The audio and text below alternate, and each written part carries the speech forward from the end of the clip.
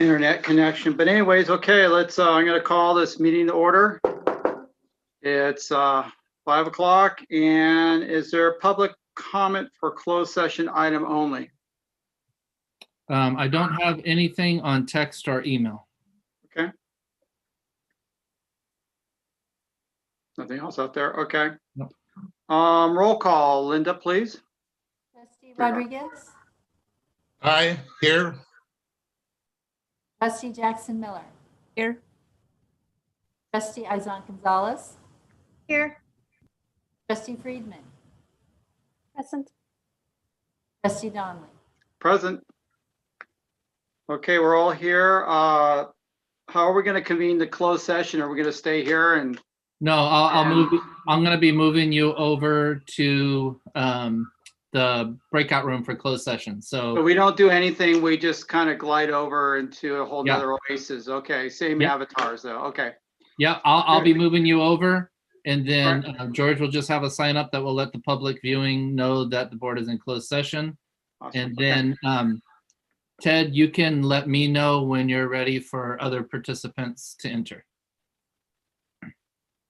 All right, so here we go. Okay.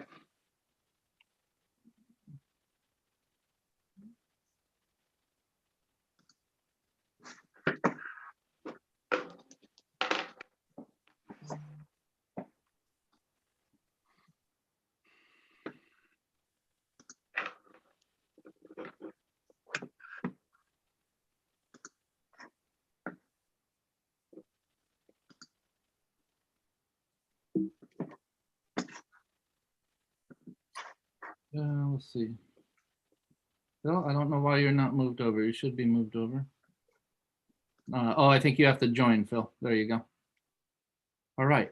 And so I still see Amy Gonzalez and Enrique are on. And Amy and Enrique, good evening. And just to let you know, when the board is ready for you, they will let us know, and I'll be letting you into the closed session breakout room. Thank you. Yeah, thank you.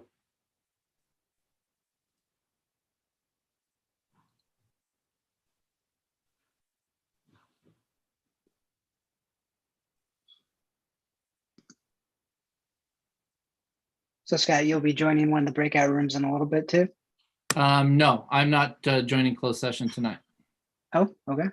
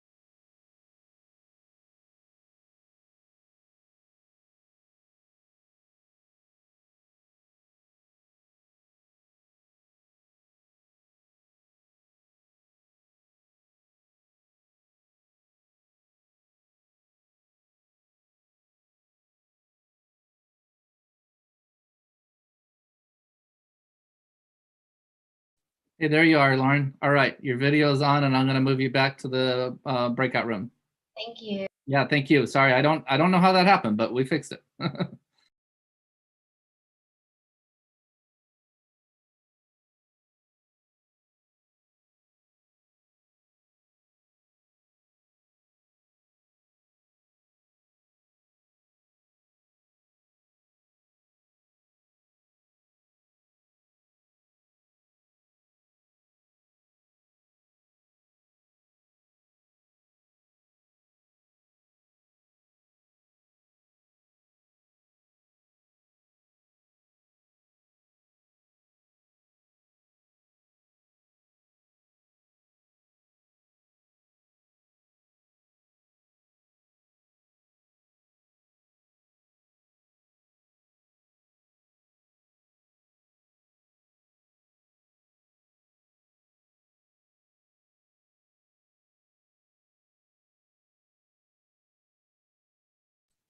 Okay, Enrique, I'm going to be sending you into closed session.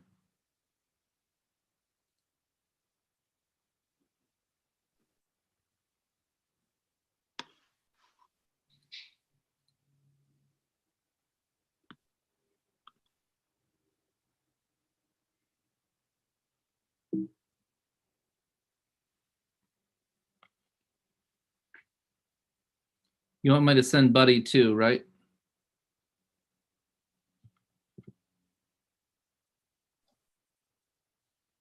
Yes, please. I'll be sending you over there in just a second, Buddy. Thank you.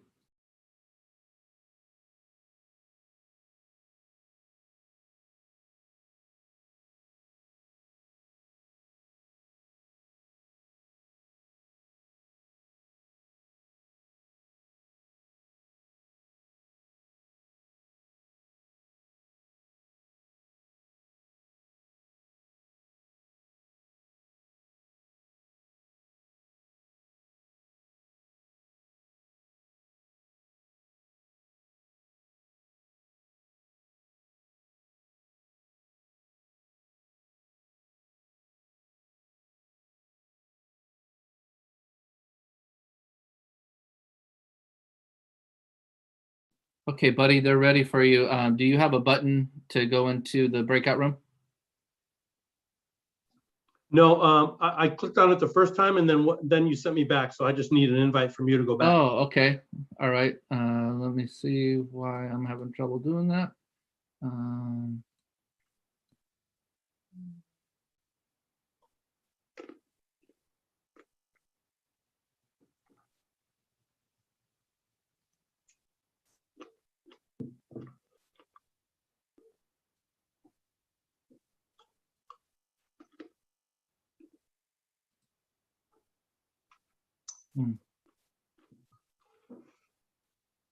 Buddy, I may have to move you to the waiting room and have you come back in because it's not giving me the option right now.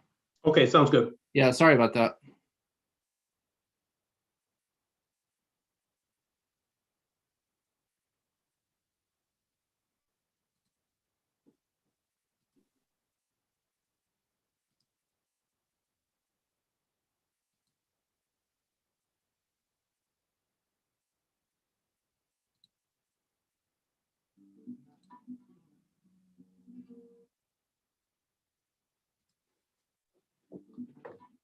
Hey, Sandy, I'm having a little trouble getting Buddy in there, so I'm working on it.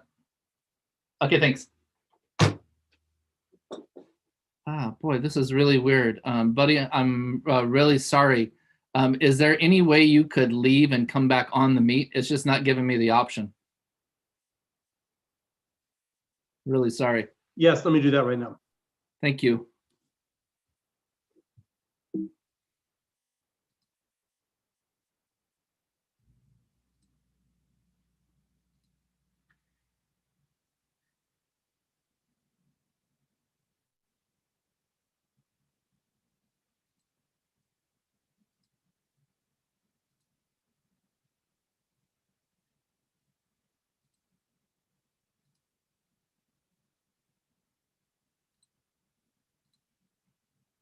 All right, hopefully now, Buddy, you have the chance to get in there. Thanks for your patience.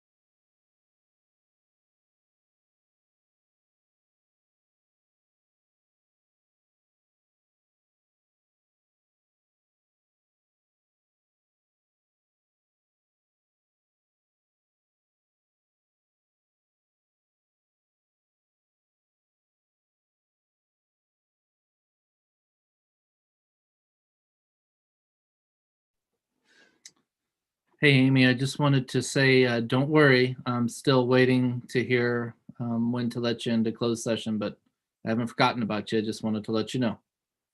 Okay, thank you. I'm still here. Okay, yeah, I saw you there. I thought she must be wondering. So, but no, It's all right. all right. I'm keeping an eye on it. Okay, thanks.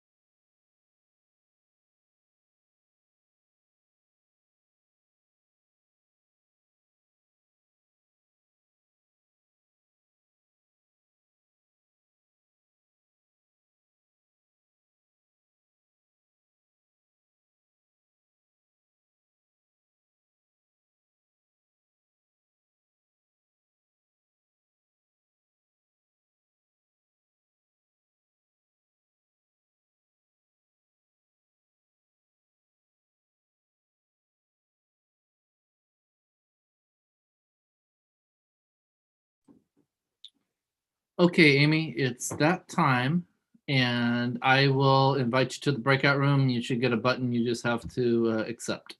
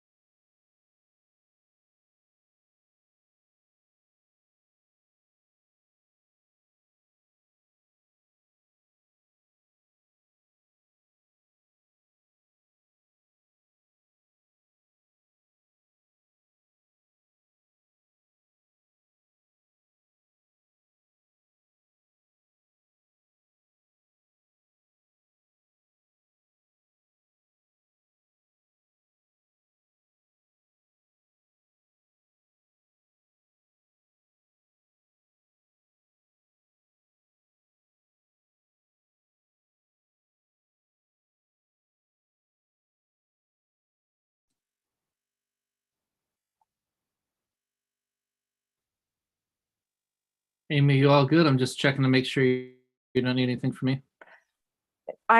Don't need anything from you. Okay. No, I'm not all good. Well, I should rephrase that. For the process, you were able to be in closed session and Yeah, technically- I don't even honestly know at this point, but I'm going to check out of the closed session. If this goes on after the regular board meeting and anybody else has anything that they need from me, we'll get a hold of you. yeah, and I can come back on. I'm going to be around all night, but right now I can't right now. Okay. I gotta go. Okay, Amy. Bye-bye.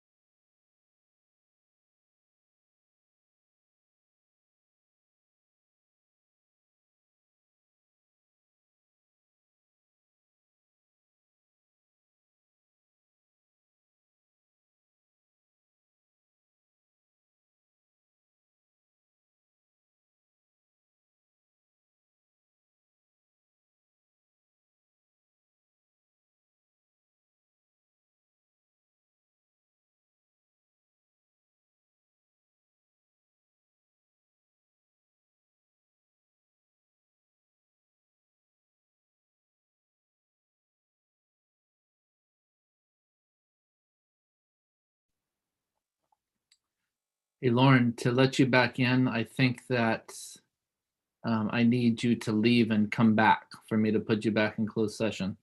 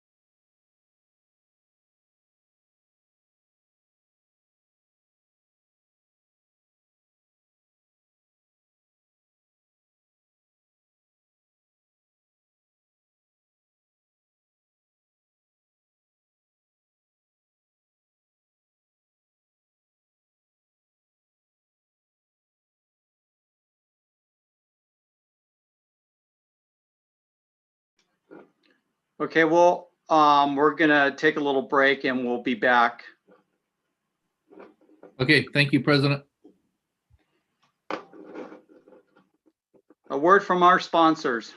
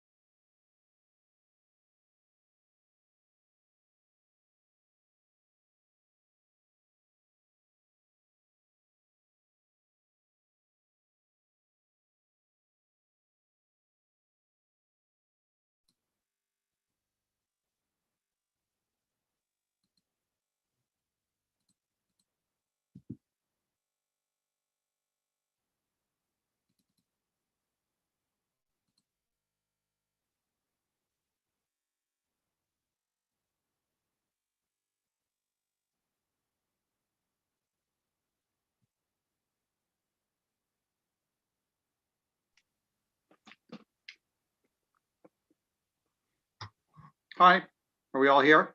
I believe so, yes. Okay. Hello. Yeah. Log into the system here real quick. And then we'll move on to, is Amanda here? Yes, I I'm don't- here. There Thank you you, are, okay. Jessica. Thanks, Jessica, for letting me use your office.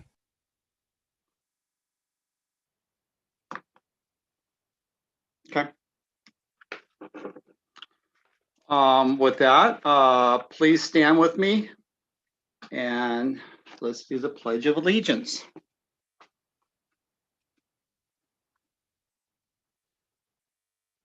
I pledge allegiance to the flag of the United States of America and for the republic for which it stands, one nation, under God, indivisible, with liberty and justice for all. Excuse me.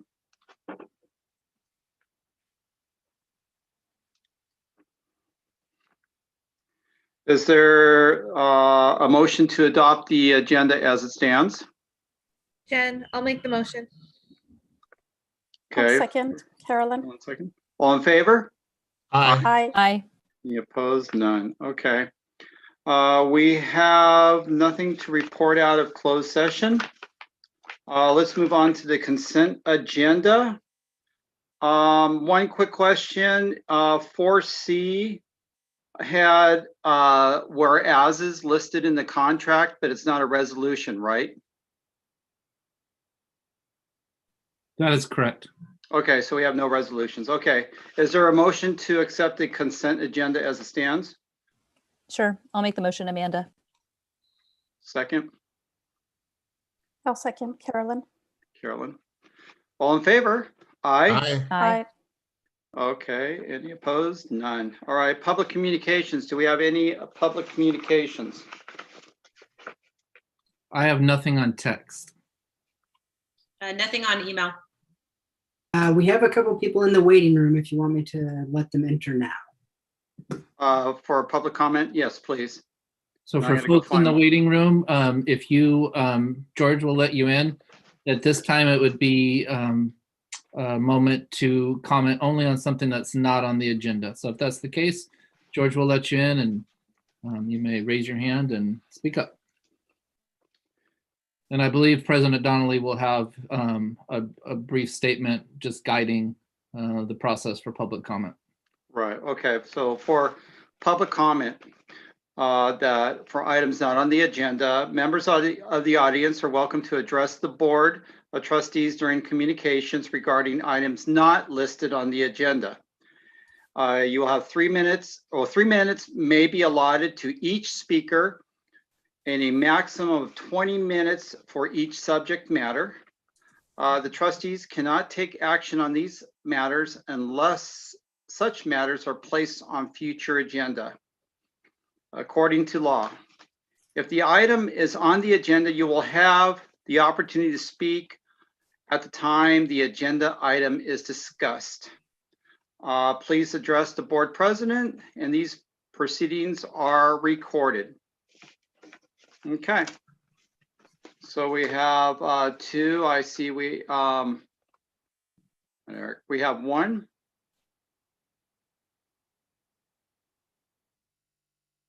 Charles, yeah, I see Charles and I believe Diane or Diana, doesn't have the full name here. So you have the opportunity. And it could be that it's under somebody else every once in a while on Zoom. Somebody else may have been using your account. So right now we're showing an account that says Charles and Diane, but that may not be your name. So if you were let into the Zoom meeting and would like to have a public comment, please just go ahead and unmute.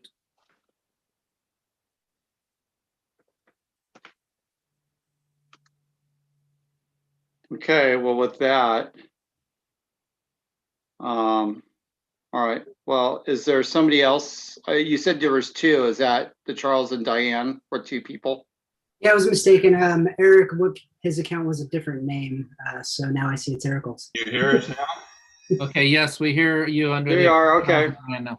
I mean, we had two, I was gonna just email them during this session, but one of them has to do with the opening the schools, in 2021, and the other one has to do with the check expenses. I had a question on one of those. So is it And appropriate? that's an agenda item, correct?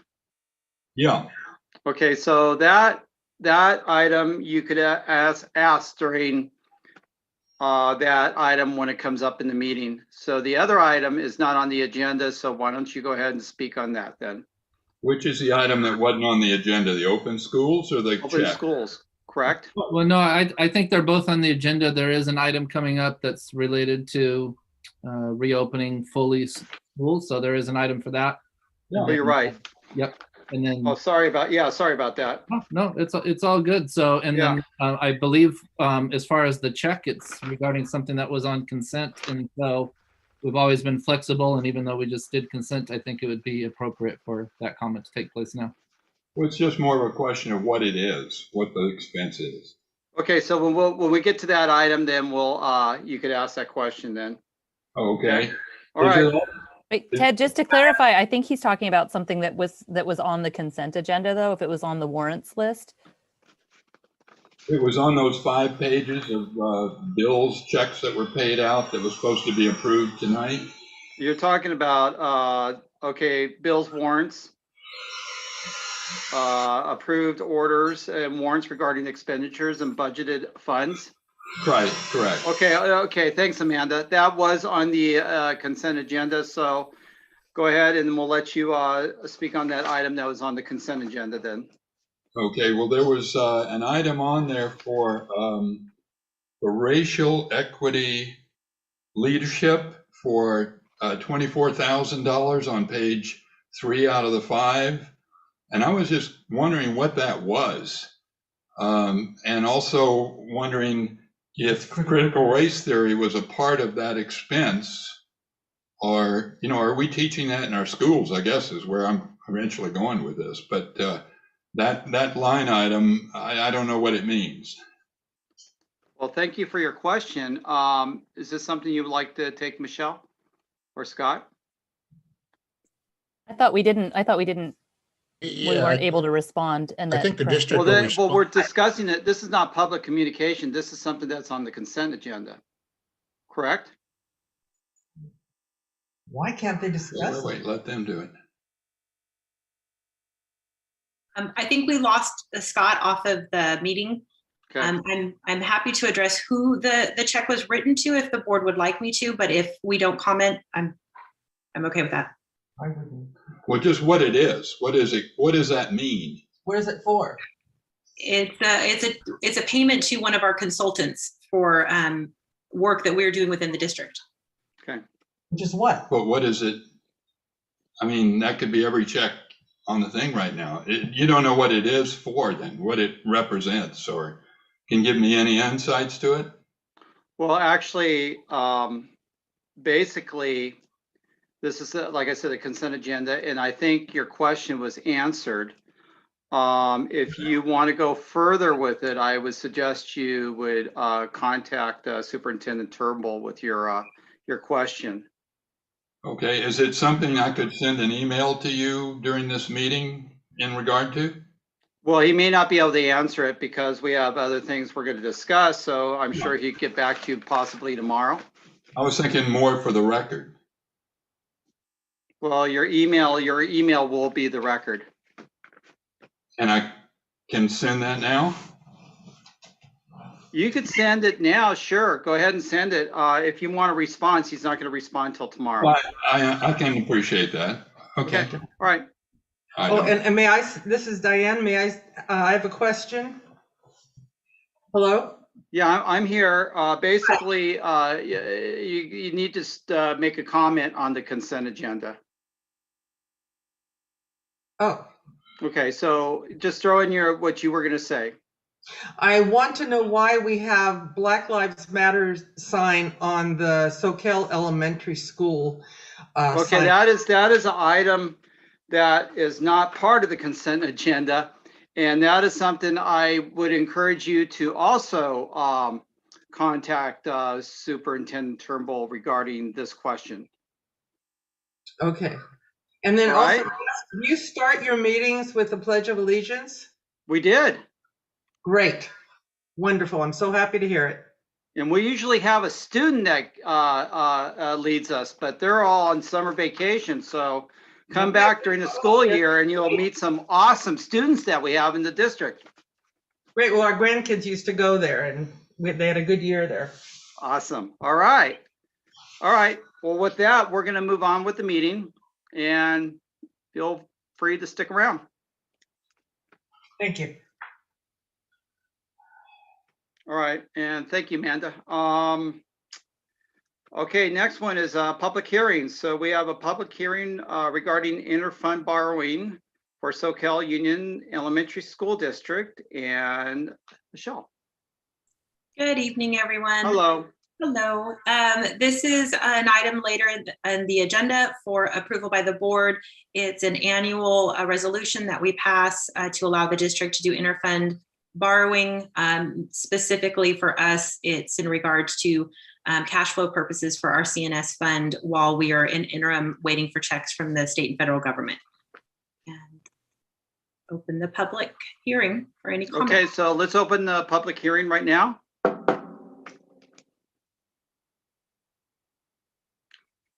And we have nothing, I assume. And safe to say, we'll close public hearing. Okay, thank you. Let's move to standing reports. Let's see, Michelle, we'll start with you. Good evening, everyone. So we've been diligently working away. Most specifically, we're getting the schools ready for reopening.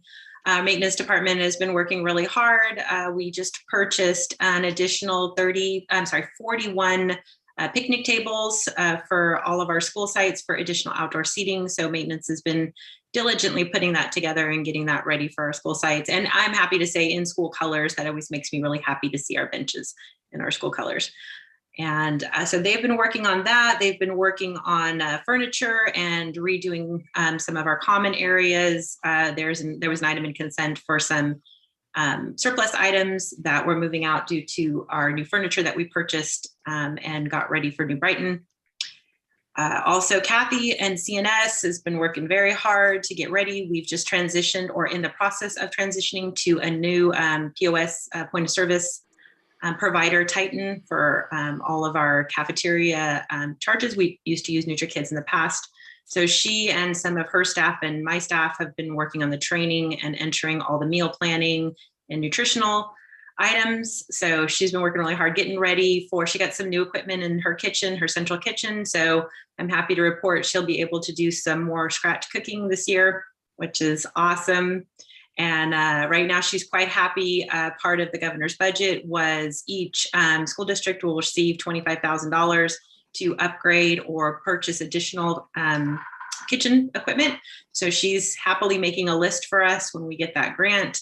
So for more scratch cooking and just in general terms in business, we're wrapping up the year and getting ready for closing. And George and his staff in IT have been working really hard. We received another round of Chromebooks and replacing some of our aging ones. And we're prepping for another delivery of iPads, 500 of them, and they will go to our littles. So they'll have some touchscreens to work with at the beginning of the school year.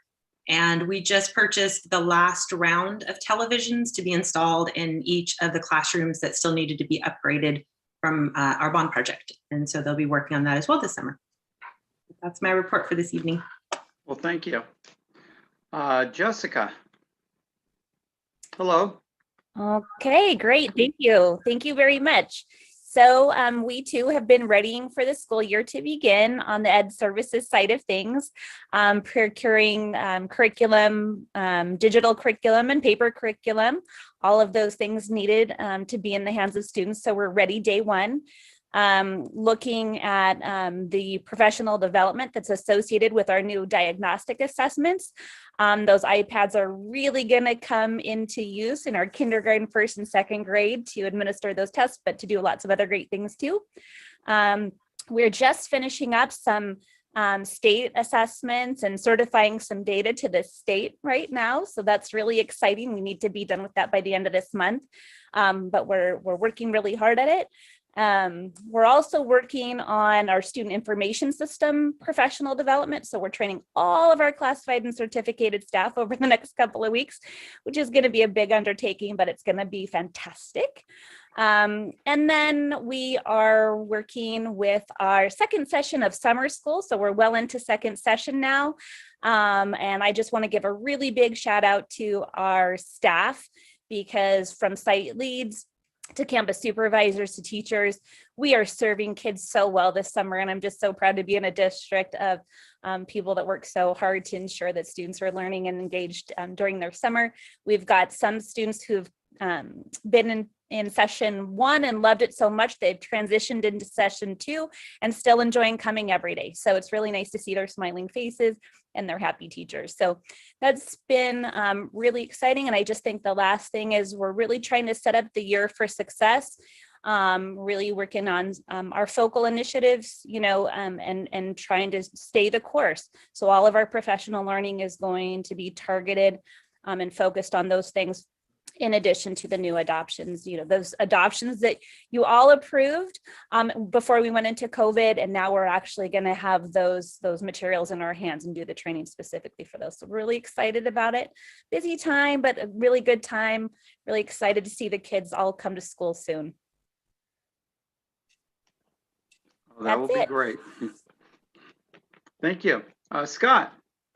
I'll just piggyback off my two colleagues there and say I'm very appreciative of all the work that's going in on the facilities and business side of the house to get the sites ready. This is the time of year where all of that kind of work can happen. So lots of work being done, and it's just makes for a better school year. And then just so proud of summer school. It took so much coordination on Jessica's side and a lot of other people's part too to get all of that in place. But we're serving a fair number of students, a good percentage of our students, given the fact that it's summer, and there's never been a more important summer to do that. Hiring, this has been a big, every summer is a big season for hiring, and this one right up there in terms of the number of folks being brought in. So doing a lot of onboarding and interviewing and selecting, and just want to thank Sandy and Sandra for all their work they do to put the postings up and the interviews. It's a lot of work to get the right people on our bus, but we've been doing that and doing that consistently over summer. I want to give a thank you to both SEA and CSEA for working with us to get negotiations on the calendar early in the school year upcoming. And so we're very eager to enter into that and hit the ground running.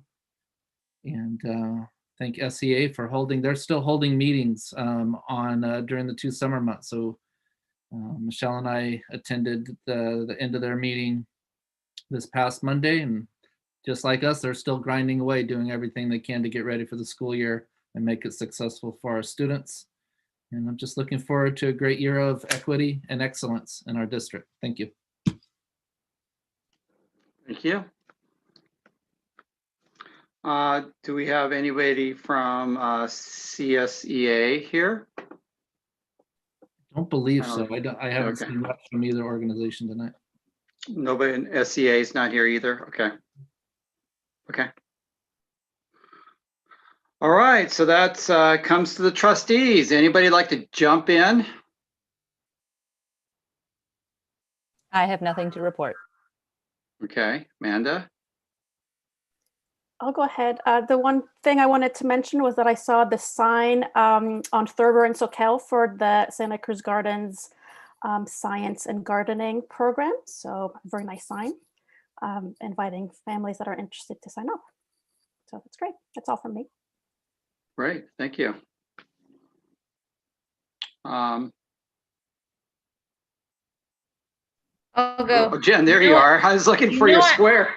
I like it when you just call on us, so it goes boom, boom, boom, boom. But Right. so I did the capital advisors meeting, which was one of the most informative ones that I've been to. And I was thinking of Kathy when they did the school nutrition part. I said, oh my goodness, she's gonna be so excited. So there was a lot of good news, and with lots of good news comes lots of hard work for everyone involved. And I just, again, just, yeah, the summer school and everything that the district has been putting on with these extra money that's coming in requires so much work from district office and all of the sites. So just that is much appreciated, and look forward to seeing how these new initiatives and funds will play out. So thank you. Thank you. Phil. So I have nothing to report, but I would just want to acknowledge July is an important month. We celebrate our independence. Our founding fathers wrote a letter, very divisive letter, to the King of England saying we're at war. Today is the day that our closest ally who fought and shed blood and died shoulder to shoulder with us, France, celebrates Bastille Day, where they decided to do the same thing and start to struggle for their independence. So thank you to our Latino ally. Yeah, thanks, Phil. That's great. As far as I go, I have nothing to report out as far as meetings go, but I did see Capitola clearing the way on the bike path up to New Brighton. I was going up that way, and they've been doing some work around the bike lanes there. So, and so hope by school starts, we should have a safe path up to the school. And thank you, Capitola. And with that, let's move on to presentations. So the first one is 8A, which is presentation on developing, implementing a comprehensive infrastructure modernization sustainability program. Wow, say that 10 times really fast. Whoa, whoa, whoa, whoa. Michelle. Yes, Scott and I were trying to come up with a super creative acronym, but we just couldn't make it work. Oh, I'll be on that committee. Well, I'll come up to something really good. Yes, this evening we will be having Robin and Tyler join us from Climate Tech. And I think hopefully George will be, letting them in right now. Okay. And these two gentlemen we've been working with Climate Tech now for, I believe, 2 months. We're going on, if I'm correct, working on this infrastructure upgrade. There they are. Hi, Rob. Hi, Tyler. Hello. And this is really exciting. I've been updating the board on this project that we're really looking forward to getting into. This project will entail kind of the innards of everything that we weren't able to complete with the bond, as our bond project was mainly surrounding our new buildings and removing our portables. But we still have a lot of work to do on our HVAC and our electrical, our grounds, energy efficiency, all that good stuff. And so this evening, Climate Tech will give the presentation on what we propose, and in our next board meeting in August, we will present the contract and the funding that will go along with that. So with that, I'm going to turn it over to you guys. Excellent. All right. Well, thank you for that introduction, Michelle. Did you want me to run the PowerPoint on my end? I'm sharing right now. Okay. See if I can do this. There we go. That is it. Excellent. Well, thank you for that introduction. Thank you, President Donnelly, members of the board, Superintendent Turnbull, and everyone joining us this evening. We're really excited to be here this evening with you, share this program. As Michelle said, it's been several months of exploring your campuses, learning a lot about the needs of the district, really trying to help complete some of the work that you guys have started already. And let you, have an opportunity to meet the faces that are going to be helping you out throughout the rest of the way here. To the next slide there, as we started this process, really heard a few key things and goals for the program. Obviously, improving the learning environments. This is a school district. It's all about the kids and the classrooms and the spaces where learning actually happens. Some key infrastructure projects that didn't quite make it into Measure C, looking at things like replacing the old single pane windows at New Brighton, adding air conditioning to remaining spaces throughout the district, including at New Brighton and Santa Cruz Gardens campuses, as well as appropriate electrical upgrades to make sure that there's actually power for that air conditioning. As you're adding this load, marrying it with some sustainability features like solar photovoltaic arrays, making sure from not only a sustainability perspective, but also a preserving your budgets perspective that the district's going to be taken care of. And also things like power resiliency, making sure that there's a safe space for students in the community, no matter what's happening around the district. And then obviously from a budgetarily perspective, wanting to make sure from an ongoing operational perspective that you're reducing your costs any way you can. Looking at that energy bill, reducing any risk of what PG&E and their rates may do over time and how that impacts the school budgets, but also in equipment that's going to hit the budget in future years as you're trying to replace failing equipment, trying to get that taken care of at today's dollars. To the next slide. How we've gotten here so far, working with leveraging a competitive process from Santa Cruz City Schools, using one of your peer districts' competitive process to help streamline, get a partner in, work through creating some of the background information to understand how the district's using its utilities right now, walking your sites, getting an understanding of the facilities themselves, what are the needs, validating those needs and focusing them with district staff, and then looking at putting together an overall program addressing those needs and leveraging some different pots of money that are available to the district. All this leads us to the next slide, kind of some overview categories. We use the word comprehensive in these programs because it really does touch a lot of systems throughout your facilities and your infrastructure. Looking at major focuses like standardization across these systems, giving control, remote access to your staff to be able to diagnose issues, fix things quickly, sustainability elements like we mentioned, solar, renewables, power resiliency, looking towards the future. And in the next few slides, we'll go category by category through some of these, give you the highlights of what this overall program is going to bring to the district and its campuses. Major one here, heating and cooling, replacing 26 of your oldest mechanical equipments. The typical lifetime for an air conditioning or heating system is 15 years. This is going to replace units that are as old as 1992. So almost 30 years old that are still out there, still running, but kind of on their last leg. This includes units at Main Street, replacing those in the classrooms, as well as the main cooling tower there. You'll see it pictured here, giving you a proper stainless steel piece of equipment, marine coated to really help preserve its lifetime in the environment of SoCal. Looking as well at the big key there, adding air conditioning to some of the remaining spaces throughout the district that don't have it.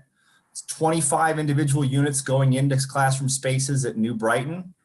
The office and library buildings at Santa Cruz Gardens as well are going to get air conditioning, and then upgrading the electrical systems at those facilities to, again, make sure that there's actual power there through a functioning electrical system to keep that air conditioning going.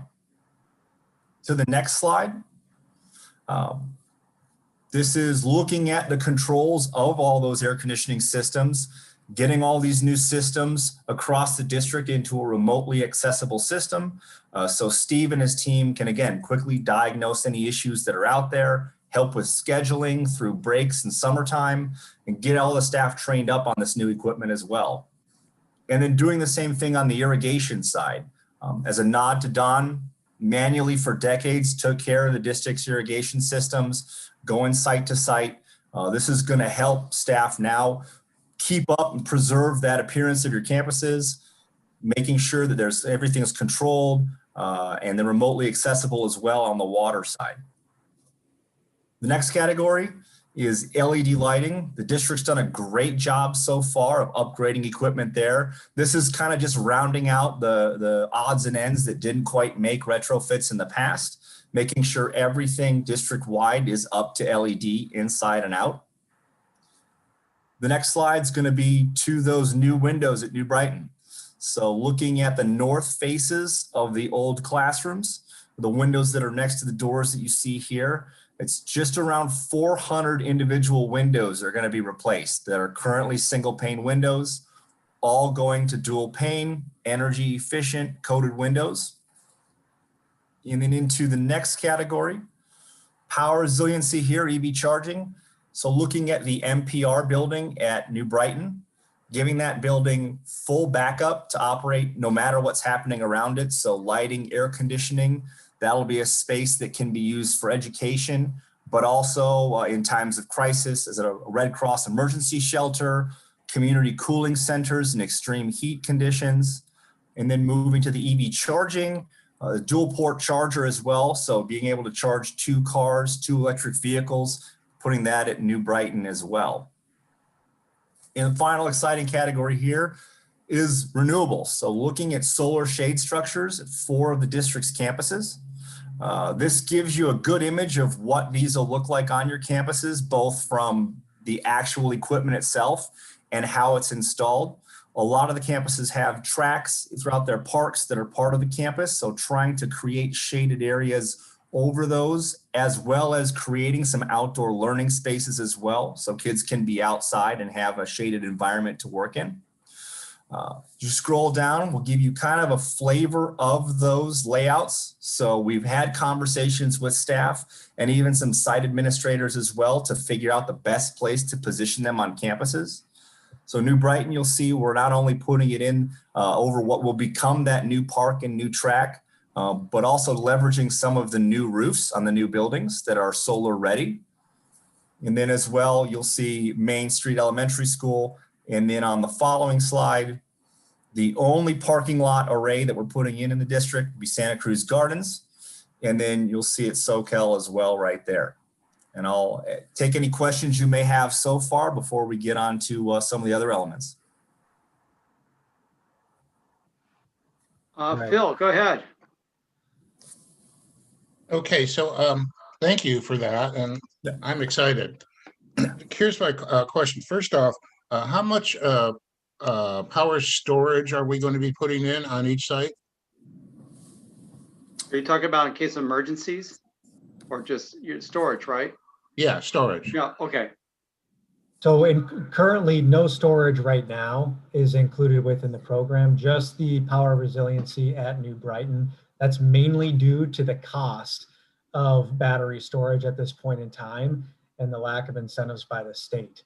So battery looks to come down in terms of cost, in terms of making it economical for most districts to consider. But at this point, most districts are considering more of a generator backup because it also provides a multi-day ability to support the buildings. So on the generators, what fuel are we using? It would be natural gas. Okay.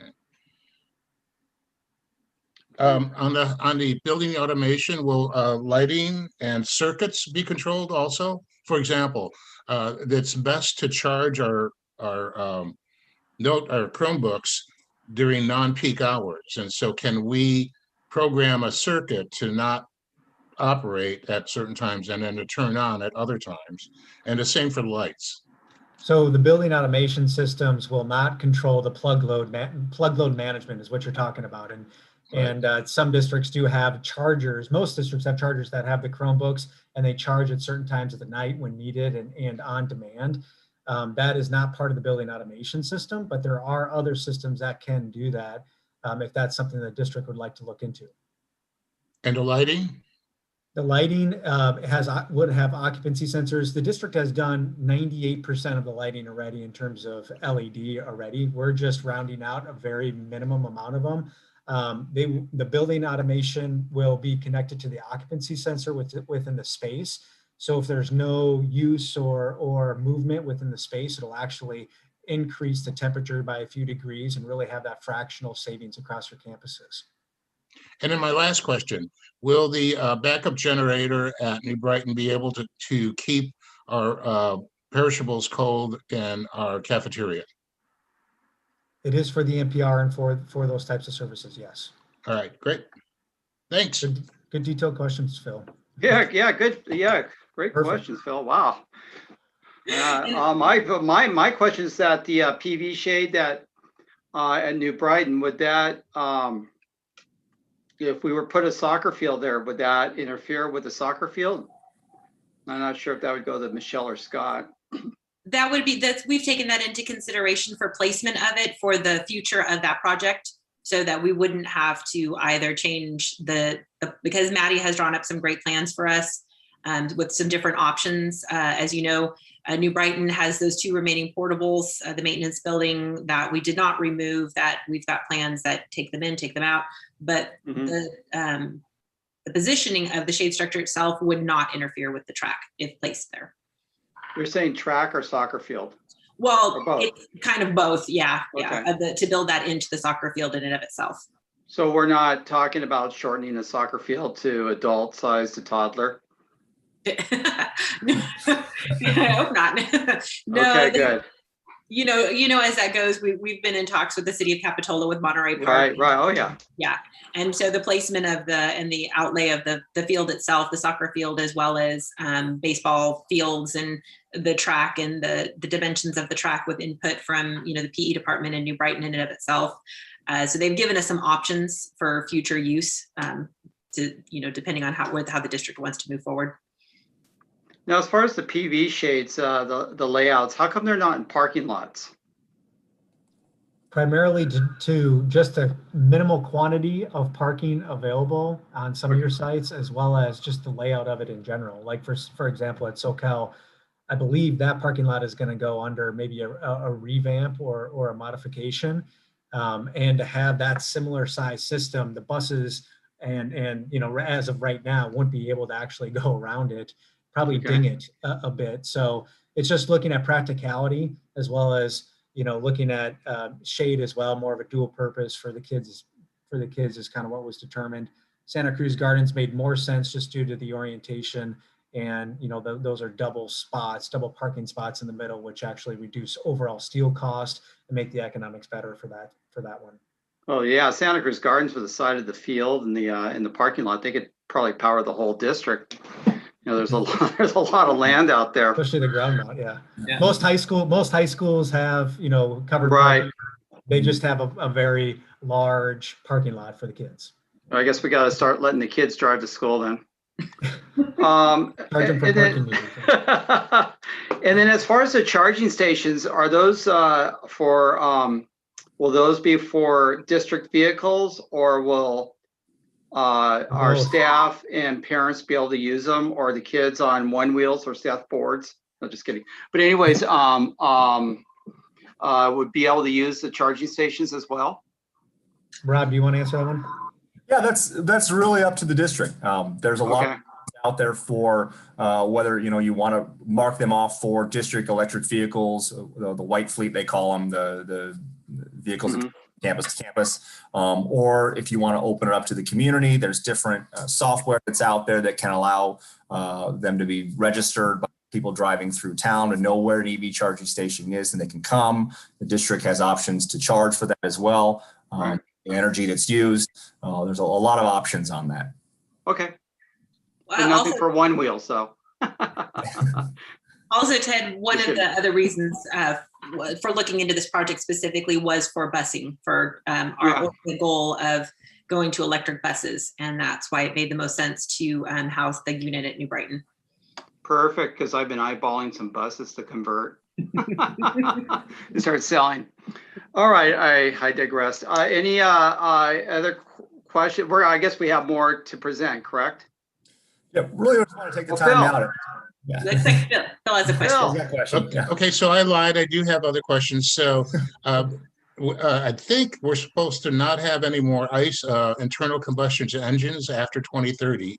So we maybe want to put in the ground the wires now for when we are totally electric. You guys call. My question is are we putting sufficient solar in to create a revenue source? Can we sell it back? So, and then at Main Street on slide 11, is it possible, or can we consider putting the shade structure over where the kids eat? Can we scroll up to the shade structure? I'll take the Main Street one really quick, because we already have the shade structure here that we put up with the playground. It is further away from the MU where they serve food. So they currently have their lineup here for all of their picnic tables. And I'll let Tyler or Rob answer to the orientation, but I think ultimately we'd have to do something else there with the shade being more efficient over the track onto the playground with the length of it. So we wouldn't consider putting these over that? Not that we wouldn't consider it. We actually never really discussed it. I would think primarily because the size of the area is quite small and we were looking for the most efficiency of size. Okay. If Tyler or Rob, Yeah, more of a congruent solar PV system like it is on the right versus having smaller ones displaced throughout the campus just increases cost and runs underneath the ground and boring and other things to get the electrical lines there. Gotcha. And so we're going to make a ton of loot selling juice back to PG&E? Good question. Answer is no, because the key thing on this is this is designed and for the overall offset of your current load plus the additional HVAC at your sites. When districts go above and beyond and overproduce, they actually the PG&E buys it back at about 4 cents. And so typically it's more of a loss, a financial loss on the overall economics. And that's why most districts don't necessarily want to get above net zero energy, too much, but get as close as possible. That makes sense. Okay. And do we have plans to put generators at all the sites? Currently, right now, only at New Brighton. We talked about we did talk about New Brighton mainly because of the central kitchen, and it houses the most amount of perishable food, and it is the Red Cross Center location for the city of Capitola. And so that was the main reason we focused on New Brighton at this time. So and just point out that I am so thankful to have Tyler and Rob here because I don't think I could have efficiently answered these questions as you guys are doing. Really, yeah. Any other board members have any questions? Anybody have a massive cup of coffee during the break? And okay, I did not, but I'm gonna. I have a low-tech question, low-tech simple question, which is about the shade structure, the solar shade structures and being used as learning spaces. I've been to some at schools that I think are very old with outdated technology that kind of make a lot of noise. And I just kind of wanted to check in on what the current technology is like and whether a nice quiet classroom activity would still be able to take place in an outdoor learning space under one of these. Good question. That's a first. That's a first for me on the noise. And typically a lot of the older inverters, I would assume, have loud noises because of the fans and everything to cool down those systems. You're still going to have a little bit of noise, but the efficiency, I would assume, of these is better than previous ones, but I don't have the decibel levels or anything detailed in terms of that. We do have multiple districts that are installing solar as learning structures due to COVID-19 and more of an outdoor learning area, lunch area, and hasn't been a concern to date, but good question on that. I don't have the exact answer for you. Thank you. It's Amanda, or her voice of reason. Thank you. No, that's great questions. So moving on, the funding plan of the overall program. So turnkey, that includes DSA, engineering, equipment, prevailing wage, all the implementation elements of the program. 6.15 million turnkey right now. We are fine tuning that within our detailed assessment process at this point in time. We just walked your sites and are finishing that and finalizing that for the August board meeting. Life cycle savings, which is the savings over the life of the program. So for the energy efficiency measures, even though HVAC and other technologies last longer than 15 years, we cap the savings at 15 years for energy infrastructure and the major infrastructure work. For solar PV, the life of those systems is 30 years and warranties even through 25 years on the systems there. So overall savings conservatively would be 7.9 million. Funding sources, utility incentives, very minimal from PG&E. They've actually even ran out of grants for some of the EV charging and other elements. The redevelopment funds, either for upfront or over annual contributions, as well as private sector funding to comprehensively get the work done today or near future.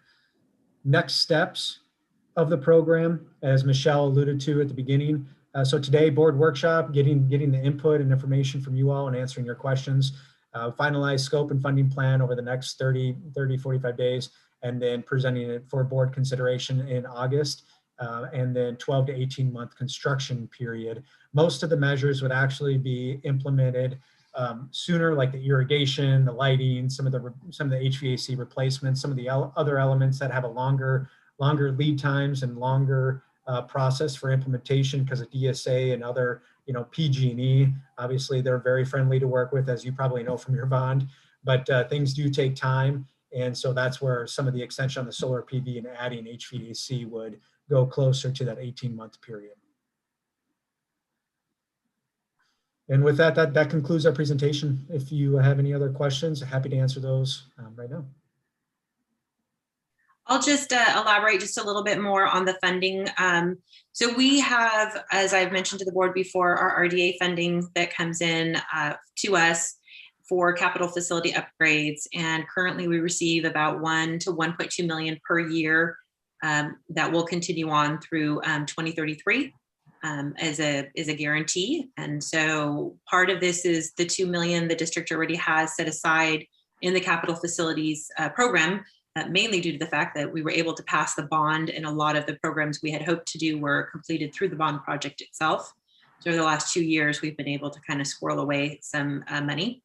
I'm currently working with Isom Associates with Greg to talk about some public offerings for the additional funding to get us up to the 6.1 million. And so that's going really well. There's some paperwork to file with the COE, and I've spoken with them. That would be repaid back on a loan basis with the RDA funding that we would be receiving every year. So it's basically borrowing against money we're going to be receiving over the next 10 years anyways, so that we can complete these projects as a bundle for cost saving purposes, as opposed to doing one small project a year, because $1 million seems like a lot of money, but it really does not go that far when you're talking about projects of this size. And so the hope would be to accelerate the loan payment process. When we receive our modernization funding from the state, we would have the ability to use that to help offset the offering. Was that, I'm sorry, is that utility incentives and programs, or is that grants that you just mentioned from the state? That's our modernization funding that we're due back from our programs. Oh, okay. Yeah, all of our matching state monies that, theoretically the district is due, anywhere between 5 to 7 years. We made the unfunded list for a part of the money. So I've spoken to Rick Kramer and Ralph LaRue, and hopefully that $1 million will come in soon if the state decides to sell another bond here. We did make that list, and then the additional funding would be coming in the next, like I said, probably 5 to 7 years. So the incentive programs, are those grants that's listed here for one of the slides? Yeah, no, good question. Those are just very minimal rebates and incentives from PG&E for some of the lighting, very minimal on the building automation, but just minor amounts from them. We apply for as much rebates and incentives as obviously the district can get within the project, but very minimal right now from PG&E for these type of scope elements. And then private sector funding, is that what is private sector funding? That would be what I'm working with Greg Isom with right now for offering a loan in and of itself. Okay. And just so the board knows, I mean, our PG&E bills alone every year are between $280,000 and $300,000. So even as Tyler had said, that a net zero, you can see a pretty hefty savings to the district in the sense of just reducing our electricity costs, which in and of themselves, without something like this, there's no way that, there's not that many lights you can turn off like at home and don't run the dishwasher after 4 o'clock. So this is the main accelerator to that. Phil, did you have one more question? Yeah, I've been, there's other grants out there. California Coastal Conservancy is one, the ICARP is another. So are we looking at those other state agencies for grants for what we're doing? Rob, would you like to speak to that? Yeah, Member Rodriguez, we've looked at several of those, depending on the technology that's a part of the program. Sometimes it's county by county, the funding is allocated, and Santa Cruz County has been very proactive. Its residents, its community members, its businesses, and its communities themselves. So a lot of those programs for what allocations are out there for Santa Cruz County specifically have been taken already. There are some items, different programs out there for EV charging stations. Again, it's kind of technology by technology is really how these programs are drawn out. But we are, depending on the elements of the program, we are looking into what's out there. We're just seeing that a lot of those programs have been drawn up already. And Phil, how we look at this, grants come and go. For example, Monterey Resource Management District just approved EV charging grants about 7 days ago. But it's not for schools, it's not for government agencies, not for nonprofits. So we're like, it's like, it is what it is on some of these programs. We look at it as icing on the cake. If for some reason you get an email or a notification of a grant that makes sense, send it our way. Happy to take a look at it, help the district apply for it if it makes sense, if it's actually for some of these items, and then you would recoup those funding or that funding. But at this point in time, we've looked at the Monterey and the local and the PG&E especially too had some incentives for EV charging, and those are tapped.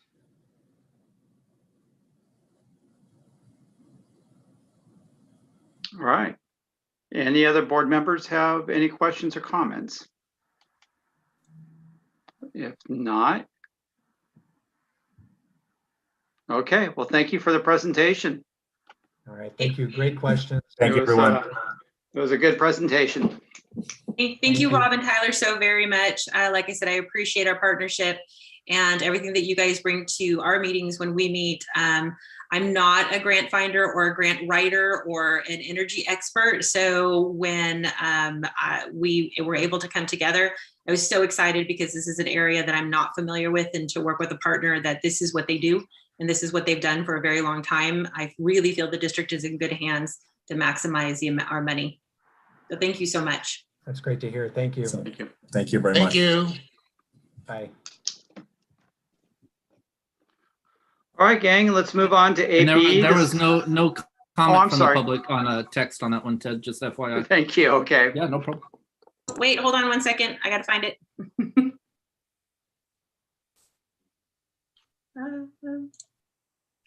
There is a comment in the comment section, but not regarding this item. Charles and Diana are still on Zoom. But And I believe that they're waiting for the next item. Yeah. Okay, safe to say, let's move on to 8B.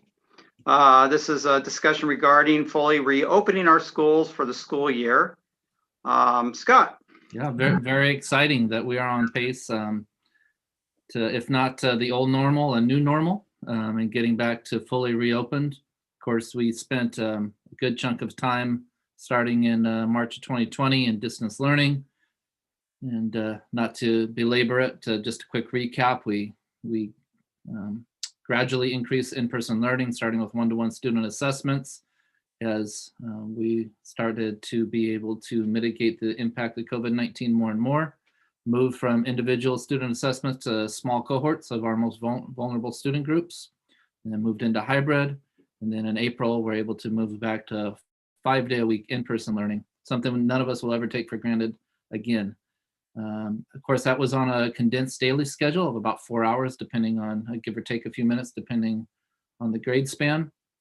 And as we look towards August 11th, the first day of the new school year, we are anticipating a full reopen, meaning both 5 days a week on a typical week and the full regular length school day that we knew before COVID. So we're all very excited about that. At the time of the publication of the board docket, we were kind of just behind the cusp of some CDPH, California Department of Public Health, announcements that were made earlier this week, but I'll still mention those. But in terms of what was in the actual board docket, it was what was out at that time, which is really what we've been using to guide our summer school program. And that has been the relaxing of wearing masks outdoors, which of course is great for students out at recess and doing outside activities, but still maintaining masks indoors for both students and staff wherever there are students. And that is the general guideline we've been using here during summer school. And I also provided in the docket a wonderful chart. Our COE has been so helpful throughout this whole process of kind of taking, we really kind of work under several different auspices, right? When it comes to the workplace, it's Cal OSHA, and then CDC definitely kind of provides some general guidance. CDPH takes theirs lead from CDC and kind of always go with the most restrictive of those depending on the situation. And so there's a nice little flow chart in that board docket that our COE provided us that distinguishes between workplace and school setting. And school setting is any time where there are students on campus and vaccinated and non-vaccinated folks and the need to wear a mask. So that was a nice little part that really has been helpful for us and to help clarify. And so I wanted to make sure that the board saw that. As I said, the Department of Public Health has given some recent announcements. That was before the board docket went to publication, so they're not in there, but I'll just go over a few of the highlights. Really nothing new on the masks. I know that there was some news about it and that maybe CDPH was backtracking from their current stance on masks, but that was really in regards to removing students from school. It was kind of harsh language, right? Like if a student doesn't, wear a mask when you ask them to, that it was going to be like kind of almost the equivalent of a suspension. And I think rightfully so, there was some rethinking of the approach on that. That's certainly not how we deal with students in any kind of situation, jumping to removal from school. If we have that situation like we do with anything else, students are learning, growing human beings, and we work with them and try to find ways to do that in a more positive manner. But generally, the guidelines are, status quo for masks, the relaxation of wearing masks outdoors, but still the need to wear them indoors for students and staff when school is taking place, when students are on campus. Definitely are relaxing on physical distancing. We had gone down from 6 feet to 3 feet. That 3 feet in the springtime really allowed us to get back to full in-person learning. And at this point, there is, we're moving forward really without, I won't say without a concern for physical distancing, but without that as a key, no longer a key mitigation strategy. Most of the other things stay in place though. Those are kind of the big high profile or most impactful mitigation strategies and where we are with them now. Most of the other ones stay in place. Ventilation strategies, of course, we're going to keep up with what we started last year and making sure that all of our HVAC systems are fitted with the right filter, the MERV 13 filter. We have air purifiers for all the classrooms. And so that will continue to be a mitigation strategy. Encouraging everybody in the whole system, staff and students alike, to stay home when you're sick. Again, these are ones that don't have the big impact, that like masks and physical distancing they can in terms of the day-to-day operation, but they can really help us keep a safe environment and are relatively low impact. Making sure that we're still screening employees and encouraging parents to screen students at home and staying home when we're sick. Having systems in place for contact tracing, hand washing, hand hygiene, of course. There's so many of these items that don't have to have a negative impact on the day-to-day operations and can still really help us.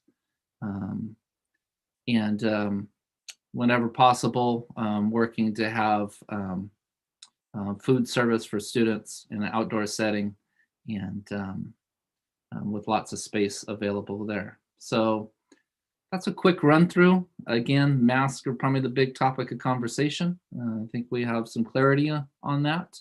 And pause now to see if there's any questions or comments from the board. And if I can, before anybody jumps in, I should say one more thing. Of course, we'll be taking all of these mitigation strategies and updates from the Department of Public Health, putting them into something cohesive, a nice little report or a plan to share out as we move towards that August 11th date. Well before that, you know, kind of trying to find the sweet spot between letting parents not have to worry about all that right now, at least the ones that aren't in summer school, but also we'll give them plenty of time in advance so they can wrap their heads around it. And it's fairly close to what we were doing in the spring anyway, which is hopefully helpful for everybody. But there'll be plenty of communication going out to everybody as we inch towards the magic date of August 11th. Okay. Any questions, comments from the board? Sure, I'll comment. Excuse me. Thank you for the update, and I'm absolutely thrilled that we're here looking at regular schedule, full amount of instructional minutes in the classroom for all who are able to do that. I'm thrilled with Opal Cliffs and that option that's available for the folks who need it.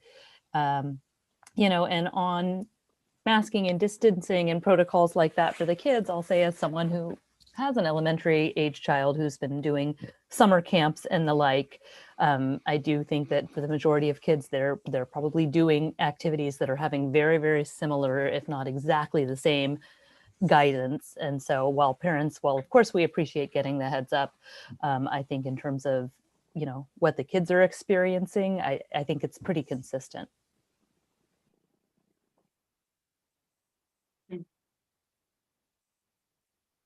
So as we go in, I'll ask a question about masks. Are we going to be providing masks to students who come without masks or for some reason, or, you know, we think their masks are not clean? Are we going to provide masks at schools? Masks and all manner of PPE, we have plenty of supplies of, and had been and will be whenever there's a need to back up for the forgotten mask or the mask that got trampled through the dirt while we were playing kickball or whatever the case may be. Yeah, there's plenty of backup for those. Okay, great. Any other questions, comments from the board? Bill. Thank you, Scott and staff. Safety first. That's, I mean, we don't want to have a story about where we, you know, we didn't do the most we could to protect everybody. Thank you. Hear, hear.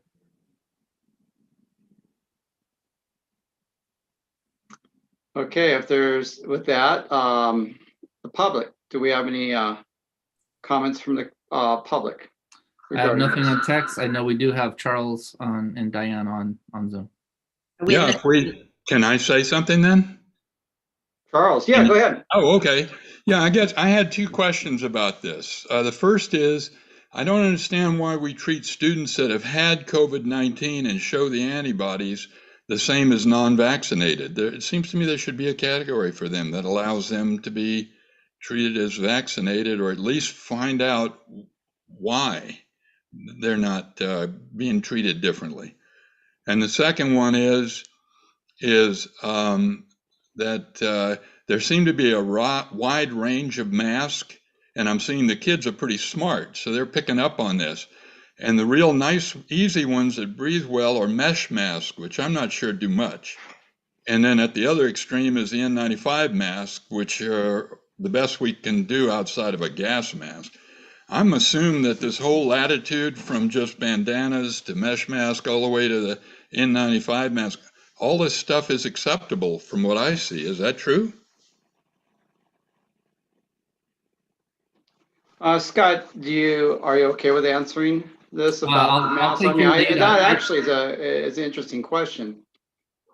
Well, so without engaging back and forth, I will just say that the mask, you know, mandates are driven by the Department of Public Health. So there's not there isn't any latitude, easy for me to say, to differentiate between different groups of students there. And in terms of the different type of masks, there are basic parameters for covering, the nose and mouth. Outside of that, and then as far as students, we don't typically get into the discussion around N95 masks. And I would say anything beyond that, feel free to email or call me and we can go more in depth. Right. Yeah, I mean, that was an interesting question there. Okay. With that. And I forgot, Michelle, was your comment, your email comment about this item or another item? And not this item. Okay. No, George doesn't have any. Okay. There is no one else on Zoom. Okay. All right. Well, let's move on to 8C, which is a discussion regarding updates on local control accountability, LCAP. Jessica. Well, thank you, President. Thank you, President Donnelly, again. The preceding topics tonight were very heavy and important lifts, so I'm happy to announce this one is very brief, and it relates specifically to process. And as the board knows, the LCAP process includes a variety of timelines. So our district and our school board met the expected timelines in our approval process. But I thought you might want to know what happens after it leaves you, after you do the approval. So tonight is just an update about what happens after you do that. The timeline also includes the County Office of Education reviewing our LCAP. They make notes about it. They meet with Michelle and Scott and I. They discuss our LCAP. They discuss the notes that they've made. And then from there, our partners at the County Office of Education, who are Angela Meeker and Debbie Bodenheimer, kind of put together those in sum, and then they present those to the county. Our LCAP is not finalized until September 15th on or about, when the county actually takes a look at it and formalizes our plan for us. So that's the date that we're looking forward to. After that date, the LCAP will be formalized and the board can expect to see your regular LCAP bites after that date. So just wanted to give you kind of a little bit of an overview about what happens next. I don't know that we've ever done that before, but there are some things that come next. So like I said, tonight's update was very brief, but important for you to know. Thank you. Any comments or questions from the board? Nope, I appreciate it. I appreciate it, thank- knowing it's like, this reminded me of what, like Schoolhouse Rock, how a bill becomes a law. Like, I like knowing where our LCAP is going. Yeah, there is a lot of work put into that. With that, is there any, I should say, comments from the public? Nothing on text. Nothing on email. No one else on Zoom? All right, well, thank you for the presentation. And then now let's go on to discussion regarding our board policy 5145, non-discrimination and harassment. And this is a first reading. And Eric. Yeah, good evening. Here you are. Hi. President Donnelly. How's everybody? It's good to see everybody. Yeah, so this one is recommended for changes by the CSBA. Not very many changes, just kind of updating what we already do, but it's good to have it in writing. And it is basically putting that bullying, non-discrimination, harassment onto the website. And each school has that policy on our website.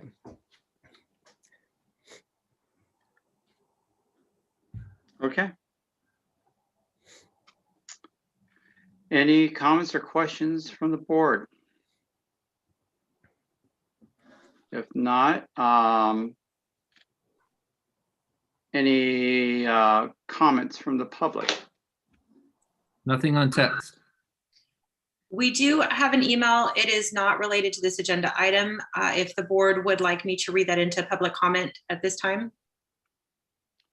I think It's it not regarding- would be if we take action on this item. Okay. And then read that. Okay. Is Okay. that good for you, Ted? That's fine. Yeah. So this will come back as an action item. Yeah. since we have, I guess the first reading is just fine. So then next step will be an action item. And thank you. Thanks, Yeah, not Eric. take action, but wrap this item up, I should have I said. know, I feel like I should ask you more questions, movie trivia, music trivia, or anything, so. But thanks, thank you. Okay, with that, we're on to our action items right now. And so Ted, if it's I'm okay, sorry, what? just time-wise, since Michelle has an email about a previous item from the consent agenda. Yes. And we've been in these virtual times, we've been flexible with getting those in, even if we, the time isn't perfect. So I think for the record, it'd be good for her to read that comment. Let's do that. Yeah, let's do it before we go into action items. Thanks, Scott, for bringing that forward. Okay. Are you going to read it? Yes. Okay. What is the following expense check on racial equity leadership program on page 3.5 of the check expenditures payment for? It lists the check number 972206 dated 6/21/21. Nicole Anderson and Associate, Racial Equity Leadership Program, $24,000.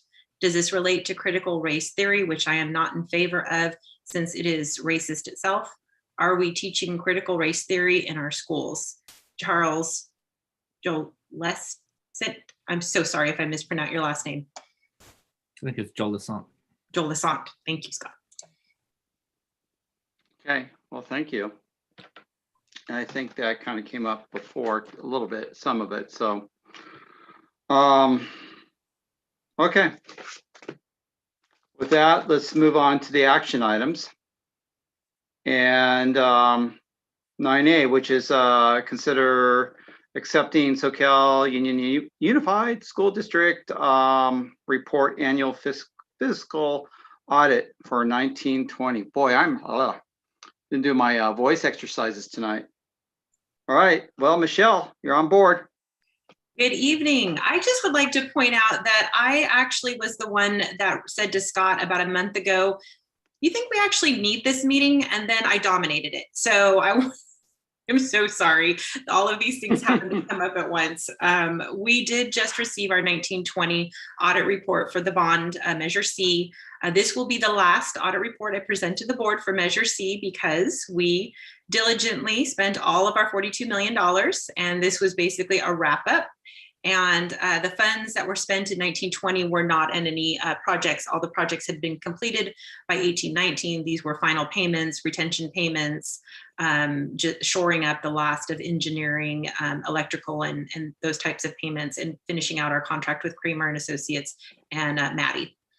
So our audit report, I would like to point out that there was a typo in the report that I did miss on page 266 of the docket. It does refer to a 2-story building at New Brighton, and that is incorrect. That was part of our original design plans, which we changed to a 1-story building. So I will ask our auditors to amend that and send another report out to us. This report is actually very short and sweet because the testing was very minimal on what they did. We had just such little funds left to spend for 1920. I can tell you that the audit report has no material deficiencies and there were no audit findings on any of the spending. And with that, I'll open it up to the board if they have any questions regarding the final audit. Ted, you're muted. Thank you, I'm just used to it. So with the typo, when we approve it, we mentioned the typo because you said it was you're gonna go back to the auditors to correct it, correct? Correct. To correct the correction. Yeah, there we go.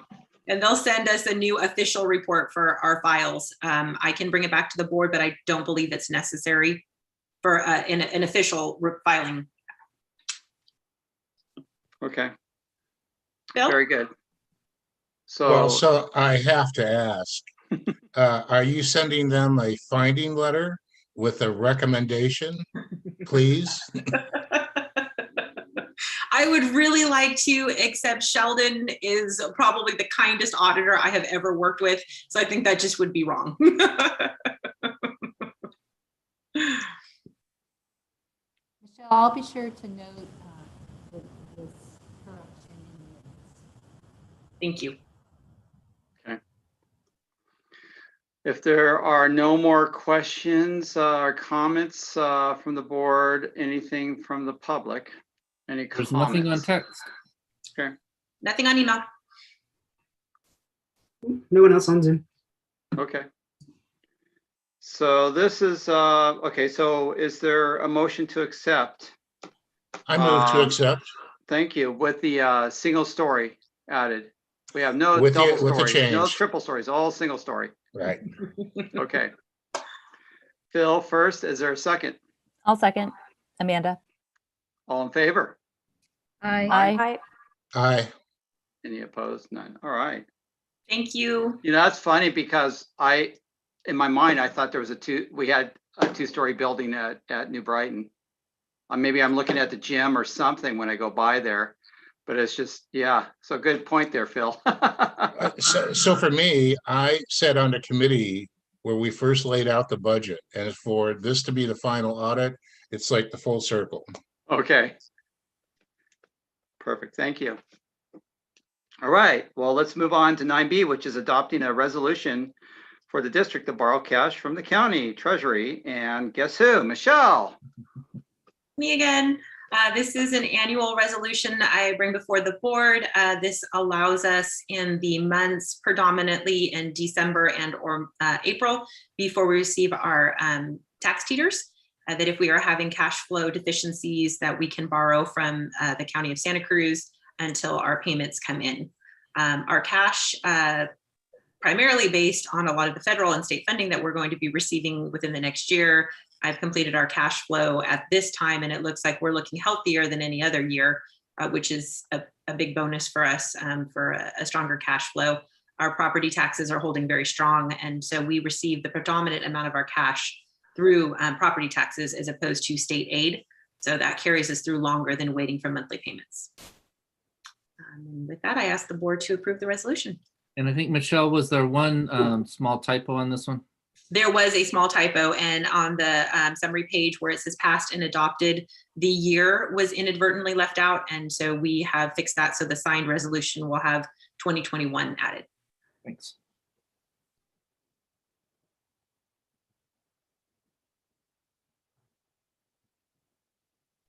Let's do it. I think Ted's muted, but I'm ready to take action on this resolution. Go for it. And Is that your first? Comment on text. Okay. Anybody from the public comments from the public, I should ask. And nothing on email. Okay. All right. So with that, Have a first. Jen was the first. There we go. And then second. I'll second. Carolyn second. Okay, it's a resolution. Roll call. Trustee Rodriguez. Aye. Trustee Jackson Miller. Aye. Trustee Izan Gonzalez. Aye. Trustee Friedman. Aye. Trustee Donley. Aye. Okay, perfect. All in favor. And let's slide into 9C, which is adopting a resolution authorizing interfund loans for cash flow purposes. And Michelle, there you are. There I am. I'm back again with another resolution. Business does love their resolutions. Oh, yeah. Earlier in the meeting, we held a public hearing in regards to this item for a resolution to borrow cash from ourselves, which is opposed to our previous agenda item to borrow from an outside entity. And again, this predominantly applies to Child Nutrition Services, who runs low on cash during payments between months. And so typically we would take from the general fund cash flow, borrow that out to CNS, and then they pay us back. And so with that, I ask the board to approve the resolution. Okay. Any comments or questions from the board? No. Public? Nothing on email. Sorry about that. Nothing on text. No one on Zoom. Okay, very good. Okay. Is there a motion to adopt the resolution authorizing interfund loans for cash flow purposes? I move. Phil first. Is there a second? I'll second. Amanda second. Okay, resolution. I think we're all here for the roll call. Trustee Rodriguez. Aye. Trustee Jackson Miller. Aye. Trustee Izant Gonzalez. Aye. Trustee Friedman. Aye. Trustee Donnelly. Aye. Great. Okay, that's it with those items. Do we have any correspondence that we want to submit to tonight's meeting? None that I'm aware of. Okay. All right. I assume nobody else has anything. Future agenda items. So, Phil here. I'm asking leadership, Scott and Ted, to consider a discussion item on the achievement gap and all the associated components of that. Kind of take a 30,000-foot view of the whole process, which is we're existing under the pre-plague structure. I'd like to get a better understanding of how all of that works in case, and hopefully a change occurs post-play. And I think there's going to be some changes, fundamental changes on public education. So that Thank you, request Phil. will be in It's writing and we'll figure it out. Okay. So you'll send it off to us. I think you already have, so. Yeah, I already have. Thank you, Phil. Okay, if there's no other future items, is there a motion to adjourn the meeting? Nobody, okay. I'll make I the move. move. Second. Jan and Phil. Okay, and we don't have a meeting in August? We do. We have a meeting on August 18th. Yes, we do. I thought so because I don't, okay, I don't see it on here. Okay, I was just double checking. Okay, we'll see you guys in August. Okay, all in favor adjourn? Aye. Aye. Any opposed? None. All right, well, thank you for being an excellent board and have a good evening. Thanks, everybody. Tina, everybody. Thanks. Okay. Thank you, everyone. Linda. Have Thank a you, good George. summer. Bye. Bye. Bye. Thank you, George. Thank you.